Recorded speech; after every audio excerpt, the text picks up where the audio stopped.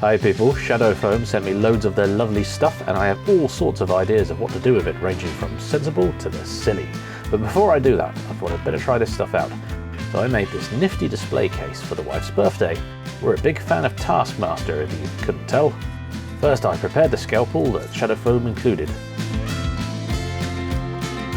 Very sharp this, so please take care.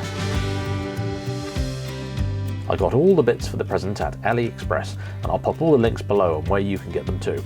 There's a little ladle for pouring the wax, a stamp for, well, stamping, and then we have a little furnace where a tea light can be placed to melt the wax, and of course some wax, red naturally.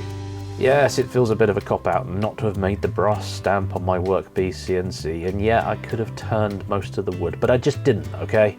I laid out all the items to give me an idea of how big a box I would need, and while I was ready to cut a piece down to size, the sample piece that they sent me actually looked like it would fit all the bits perfectly. And indeed it did. I wanted to mark the bits out with a pen, but honestly simply cutting their profile out with the scalpel and the bits in their location worked really well. And once a shape is cut, it's just a case of sticking a finger in there to dig out the foam.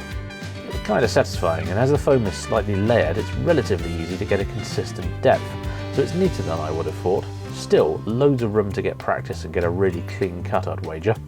I did try experimenting with gouges to see if I could make it even easier, and these were okay. I think I'm going to try CNC cutting this stuff though. I've got a good cutting bit for EVA foam, and that should work well, I think.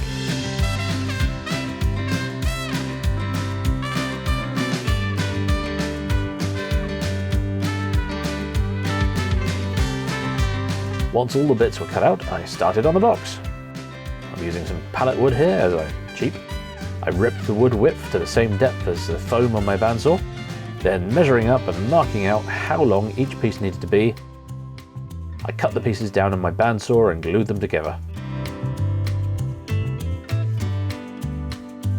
I put a piece of wood at either end, so not so much to spread the clamping force, because that wasn't really necessary, but this stopped the clamps from marring my frame.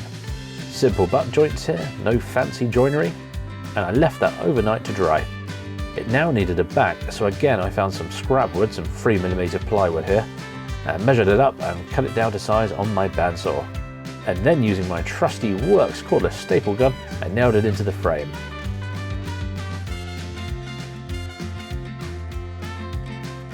And there we go, task complete. The wife gave me the full 5 points.